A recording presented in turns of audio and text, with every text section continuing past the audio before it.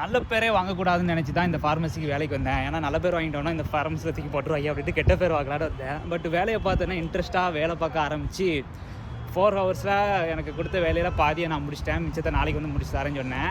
அதுக்கு அங்கே இருக்கிற டாக்டர் வந்து நீ நல்லா வேலை பார்க்குறியா, பேசாமல் நீ இங்கே ட்ரான்ஸ்ஃபர் வாங்கிடுறியா அப்படின்னு எங்கிட்ட கேட்குறாப்புல. நான் சிரிச்சுக்கிட்டே பார்க்கலாம் அப்படின்னு வந்தேன். இந்த இடம் எனக்கு பிடிச்சிருக்கு தான். இந்த அருக்கு பாருங்கள், ஏத்தாக்கில் ஒரு மலை மாதிரி தெரியுதா, அதுக்கு ஏத்தாக்கில் தான் என் ஃபார்மசி பெருசாக இது அமைஞ்சிருக்கு. இதில் வந்து என்னென்னா நகதி ஃபார்மசி அண்டு பாலிகிளினிக் கிளினிக்கோடு சேர்த்து இருக்கிற ஃபார்மசியில் ஃபஸ்ட்டு பிரான்ச் வந்து ஆல்ரெடி இருக்குது. இது வந்து மெயினாக இருக்கிற பெரிய பிரான்ச்சு. ஸோ இதுக்கு தான் என்னை மாற்றணுன்ட்டு ஆல்ரெடி சொல்லிட்டு இருந்தாங்க.